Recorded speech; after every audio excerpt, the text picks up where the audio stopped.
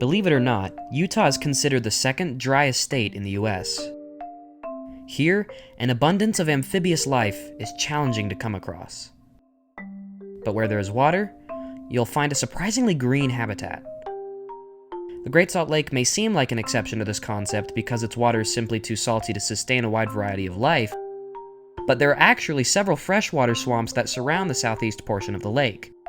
And it is here that you'll find a lot of Utah's more semi-aquatic animals, including one of Utah's most stunning snakes, the valley gartersnake.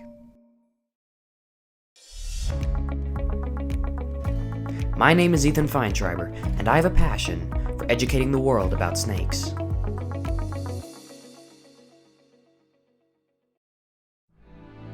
I expected to find our target snake right away, but instead, I was greeted by all the other creatures I was seeing around these swamps first, including many frogs, birds, and even turtles. This is the painted turtle. I'm all the way up here in northern Utah, and it's not even April yet, and these guys are already out basking. You can see all of this algae and stuff that is on their carapace. This is completely natural. It actually makes them blend in with the environment a lot better. Now if we flip the turtle over, look at that belly. Absolutely gorgeous. And they've got super long claws. Look at those giant claws. Look at those flippers. I'm gonna let him go, not cause him too much more stress, and let him feast on frogs.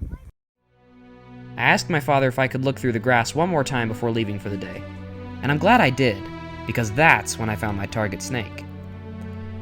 But I didn't get it on camera. Luckily, later this year, I found another one that I did film when I caught it. And I got it. Oh, almost got away from me. Okay. Look at you. That's it. That is the valley gartersnake.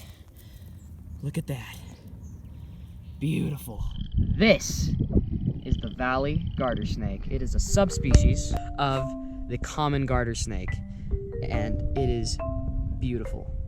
This snake right here is the common gartersnake, Thamnophis sertalis. They are found throughout all of the US. In fact, I've actually caught this species before, but I've never caught this subspecies before. There are many different subspecies to the common garter snake, and I have caught the red spotted and the eastern. Like most garter snakes, it will musk on you, so it's not really pee or poo. It is specifically meant to smell terrible, and that substance will ward off a predator to make them think, wow, this snake tastes and smells terrible.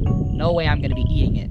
And that is exactly what that stuff is for. You can hear chorus frogs calling in the background. That is these guys' main food source. These guys love to eat those chorus frogs. Garter snakes are very opportunistic. They'll eat almost anything that comes across them as long as it's big enough to fit in their little mouths. The other common species of garter snake you can find in Utah is the wandering garter snake, and they have a bit of a different look to them. The valley garter snake gets a bit bigger, and they can actually get a bit bigger than this. I consider this definitely a full-grown adult, but they can get upwards of around 2.5 feet, maybe even 3 feet. Actually, some subspecies of the common garter snake can get up to 4 feet. The common garter snake is actually a pretty big snake. And so these, like all other garter snakes, are live-bearing. They give birth to live young. They don't act, just like us humans, they don't lay eggs. Another really interesting thing is, does this snake make a good pet? Yeah, they actually make really good pets, believe it or not. Garter snakes are some of the best pet snakes out there.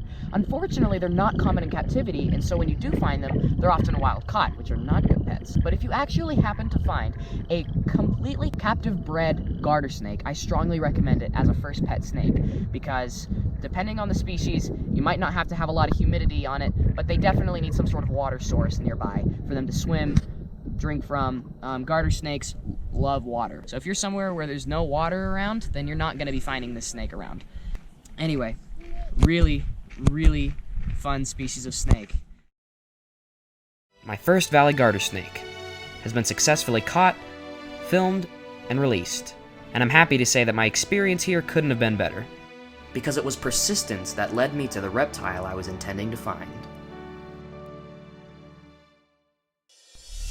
If you enjoyed this episode of Snakes on the Brain, let me know by giving this video a like, and if you want to learn about other snakes I've caught, make sure to subscribe.